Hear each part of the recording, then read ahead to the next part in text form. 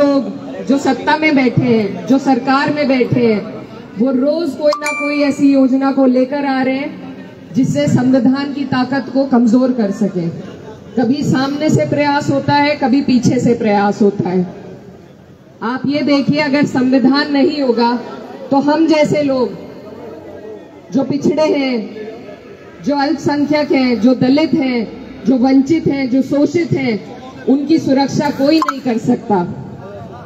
मैं नमन करना चाहती हूँ डॉक्टर भीमराव अंबेडकर साहब जी को, जिन्होंने हमें यह अनमोल तोहफा दिया। ये एक सुरक्षा कवच है हमारे सभी लोगों के लिए।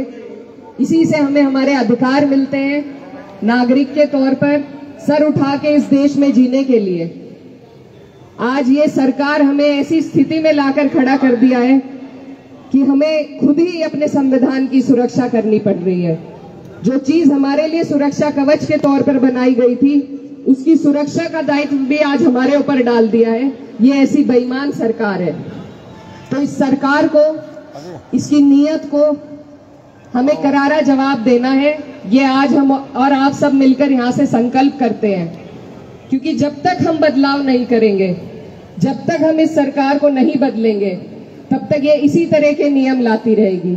आज हमसे हमारा जो बिहार के हमारे भाई हैं, उनसे उनके वोटों का अधिकार छीना जा रहा है। ये SIR नहीं है, ये बैकडोर की NRC है, जिससे ऐसे लोगों को जिनके पास कागज नहीं है, यहाँ पर सभी लोग ग्रामीण क्षेत्र से भी ताल्लुक रखते हैं। कितने लोग हैं जिनके पास अपने घरों के कागज वहां मिलेंगे, या बिजली के बिल मिलेंगे, या पुराने हमारे बाप दादा के टाइम में कहाँ बर्थ सर्टिफिकेट बनते थे। कभी कभी जब म्यूनिसिपैलिटी में आग लग जाती थी तो सारे रजिस्टर वहीं खत्म हो जाते थे। तो आज वो लोग कहाँ से कागज दिखाएंगे। और मुझसे पहले वक्ताओं ने कहा कि जो 60 लाख 55 लाख लोग जिनका नाम निकाला जा रहा है, अगर इतने लोग बाहर से आकर बसे थे इस देश में, तो पहले सरकार क्यों आंखें बंद करे बैठी हुई थी। अब चुनाव से सिर्फ 2 महीने पहले उनके खुद के अपने मंत्री का कहना है, बिहार से जो है, मैं नाम नहीं लूंगी लेकिन आप लोग सब उनका बयान समझ सकते हैं। वो कह रहे मुझे ही नहीं अपने कागज मिल रहे। तो जो लोग सत्ता में बैठे हैं, जो सिस्टम में बैठे हैं, जब वो ही अपने कागज नहीं ला पा रहे, तो आप और हम और जो अंतिम कड़ी में खड़ा हुआ व्यक्ति है, वो कहां से अपने कागज ला कर देगा। तो ये और कुछ नहीं है, ये सिर्फ और सिर्फ आपको और हमें हमारे वोट के अधिकार से दूर करना चाहते हैं। उत्तर प्रदेश की अगर बात करें तो जो स्कूल के मर्जर का नियम सरकार लाई है, गरीब आज ना अपने बच्चे पढ़ा सकता है, ना अपने बीमार का इलाज करा सकता है, ना बिजली की समस्या इतनी बड़ी है, लेकिन सरकार को किसी की नहीं पड़ी है। तो ये सरकार है, इसको बदलने के लिए आपको और हमें संकल्प लेना होगा। कई चुनाव होते हैं, ये मुजफ्फरनगर की धरती मेरे वालिद साहब की कर्म भूमि रही है, और इसीलिए यहाँ मेरा कई बार बार आना होता है, क्योंकि आप लोगों से जो लगाव है वो बहुत पुराना है। आप लोगों ने ऐसे वक्त में मेरे वालिद साहब को यहाँ से जिताया था जब टीवी वाले भी दावा करते थे कि 4थे नंबर पर रहेंगे। तो मैं उसके लिए भी आपका धन्यवाद करना चाहती हूँ कि आप लोगों ने यहाँ से उन्हें जिताकर संसद में भेजा, उन्हें अपनी सेवा करने का मौका दिया। इसका एहसान मैं कभी नहीं भूल पाऊंगी। लेकिन आपसे ये जो लगाव की डोर है, ये तभी से बंधी हुई है। और मैं बस यही कहना चाहती हूँ कि ये जो हमारा 24 का चुनाव था लोकसभा का, हम पश्चिम में कैराना भी जीते, हम सहारनपुर भी जीते, हम मुजफ्फरनगर भी जीते, और ये जीत आप सबकी है। और आपको आत्मविश्वास दिलाने के लिए मैं ये आई हूँ कि यहाँ पर सिर्फ हमारे भले ही एक ही विधायक हो पंकज भैया, लेकिन भाजपा का भी एक ही विधायक है। बाकी जितने विधायक हैं वो समाजवादी की वजह से बने हुए हैं। तो ये पूरा जिला हम जीत सकते हैं, ये पूरा का पूरा जिला हम जीत सकते हैं, और हम जीतेंगे।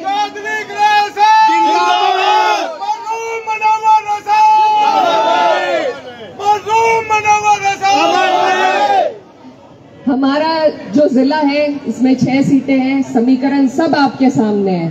हम जो एक आध सीट अपनी चूक में हाल फिलहाल में हारे हैं, मैं सबसे ज्यादा महत्वपूर्ण उस बात को समझती हूँ और वही कहना चाहती हूँ कि आप लोग सब यहाँ जितने बैठे हैं, आप सब पार्टी की ताकत हैं, पार्टी के स्तंभ हैं। लेकिन अगर हम अपनी खींचातानी में दूसरों को मौका दे रहे हैं, दूसरों को जगह दे रहे हैं, तो ये हमारी बहुत बड़ी भूल है, गलती है। जब सरकार बनेगी, जब माननीय राष्ट्रीय अध्यक्ष जी मुख्यमंत्री बनेंगे, तो एक एक व्यक्ति उनकी सरकार आपने हमने देखी है, महसूस किया है क्या ताकत होती है उस सरकार में। तो उनका एक एक व्यक्ति, एक एक कार्यकर्ता मुख्यमंत्री बना रहता है। इसलिए आपस में झगड़ने की कोई बात है ही नहीं। और हमें बहुत सूझबूझ के साथ, मेरे भाई यहाँ खड़े हैं बहुत सारे, फोटो हम ले रहे हैं, लेते भी रहेंगे, लेकिन हमें बहुत खामोशी और संजीदगी के साथ तैयारी करनी है। यहाँ जितने भी लोग मौजूद हैं, ये कोई एक एक व्यक्ति नहीं है, इनके एक एक के पास मुझे मालूम है पूरी की पूरी विधानसभा को प्रभावित करने के वोट यहाँ पर एक एक आदमी लिए बैठा है। तो आप लोग अपनी ताकत को समझिए, मेहनत करिए, और मुझे पूरी उम्मीद है कि आप और हम लगकर जब एक एक सीट पर मेहनत करेंगे तो हम अपना 27 का लक्ष्य जरूर पूरा कर पाएंगे। लेकिन उसमें हमें सोच बड़ी रखनी है, दिल बड़ा रखना है कि मेरी सीट में जीत लूं, अगली कोई हार जाए, ऐसे काम नहीं चलेगा। ये 2 बार से इसी वजह से हम हार रहे हैं। पिछली बार के अगर हम आंकड़े उठाकर देखेंगे तो बहुत कम वोट, कई सीटों पे 100, 150, 350 वोटों से हम हारे हैं। तो हम जितने लोग यहाँ मौजूद हैं, सभी को ये कोशिश, ये मेहनत करनी होगी कि हम अपने लोगों को संगठित करें।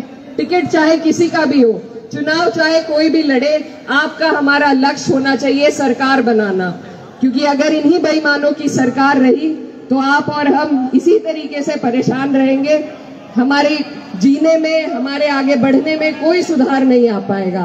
तो हमें समझदारी करनी होगी, और सिर्फ सड़कों पर उतरकर समझदारी नहीं होती। एक एक